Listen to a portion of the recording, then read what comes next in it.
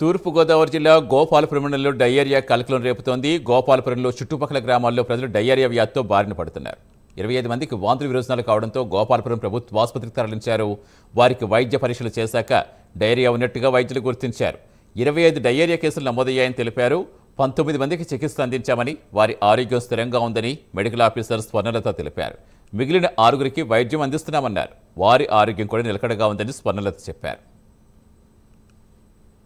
నమస్తే అండి, నేను district coordinator for hospital services అండి, ఈస్ట్ గోదావరి డిస్ట్రిక్ట్. నిన్న 2 days నుంచి ఒక 25 cases of diarrhoea and loose motions and vomitings admit అయ్యారండి. సో కేసెస్ అన్ని ఏజ్ గ్రూప్స్లో ఉన్నాయండి. యంగ్ ఏజ్ గ్రూప్, చిల్డ్రన్, తర్వాత pregnant women as well as older age గ్రూప్లో కూడా. కొంతమంది మాత్రం వాళ్ళు రెగ్యులర్గా టొబాకో ఫీల్డ్స్కి వెళ్తున్నారండి, రెగ్యులర్ వెళ్ళి అక్కడ వర్క్ చేసి వస్తున్నారు. Main complaints fever with loose motions and diarrhoea. So దీనికోసం మేము డయాగ్నోసిస్ అసలు ఏమై ఉంటుంది అది మేము వర్కప్ చేస్తున్నామండి, ఇన్వెస్టిగేట్ చేస్తున్నామండి. ఓవరాల్గా we're giving treatment for all these conditions and investigations also మేము పంపించామండి. తూర్పుగోదావరి జిల్లా గోపాలపురం మండలంలో డయేరియా కలకలం రేపుతోంది. పూర్తి సమాచారం ఇచ్చేందుకు మా కరెస్పాండెంట్ శ్రీరామూర్తి జరుగుతున్న. శ్రీరామూర్తి, ఏ ఏరియాలో ఎక్కువగా ఉంది, ఏం చెప్తారు, ఇంకా మెడికల్ ఆఫీసర్స్ ఎలాంటి సూచనలు ఇస్తున్నారు, ఎలా ఉంది ప్రస్తుతం వాళ్ళ ఆరోగ్య పరిస్థితి? సతీష్, ఇది తూర్పుగోదావరి జిల్లా గోపాలపురంలో గత 2 రోజులుగా చూస్తే డయేరియా కలకలం రేపుతున్న పరిస్థితి ఉంది. దాదాపుగా నిన్న 25 మందికి పైగా ఈ డయేరియా సోకి గోపాలపురం ఆసుపత్రిలో చికిత్స పొందుతున్న పరిస్థితి ఉంది. వారిలో దాదాపుగా 19 మంది వరకు కోలుకున్నారు. అంటే కోలుకున్న వారిని ఈ రోజు డిశ్చార్జ్ కూడా చేశారు. మరి కొన్ని గ్రామాల్లో ఈ డయేరియా లక్షణాలు కూడా కనిపిస్తున్నాయి. వైద్య పరీక్షలు చేసినప్పుడు డయేరియా ఉందని చెప్పేసి డాక్టర్లు కూడా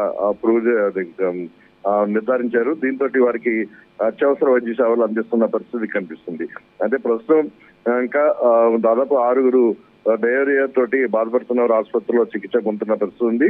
అయితే వీరికి ఎప్పటికప్పుడు వైద్యం అందిస్తున్నాం.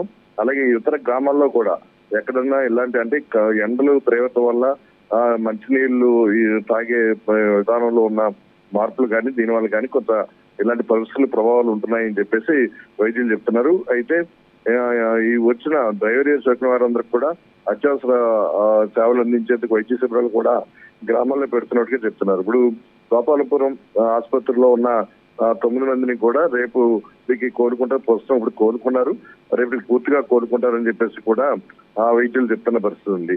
ఏదైనా ఈ ఎండల తీవ్రత వల్ల డిహైడ్రేషన్ గురవడం, అలాగే కొంతమంది పనుల్లోకి వీళ్ళందరూ కూడా పొగాకు పనుల్లోకి వెళ్తున్న పరిస్థితి. ఆ పొగాకు పనుల్లోకి వెళ్ళడంతో డిహైడ్రేషన్ గురై కూడా ఇట్లాగా గురవుతున్నారు, డయేరియా బారిన పడుతున్నారని చెప్పి కూడా ఆ వైద్యులు చెప్తున్న పరిస్థితి. ఏదైనా మంచినీళ్ళు ఎక్కువగా తాగుతూ ఉండాలి, ఎవరు కూడా ఎండలో ఎక్కువగా తిరగకూడదు అని చెప్పేసి కూడా వైద్యులు ఇక్కడ సూచనలు చేస్తున్న పరిస్థితి ఉంది. గ్రామాల్లో కూడా వైద్య శిబిరాలు నిర్వహిస్తున్నట్టుగా చెప్తున్నారు. సతీష్, థ్యాంక్స్ శ్రీరామూర్తి.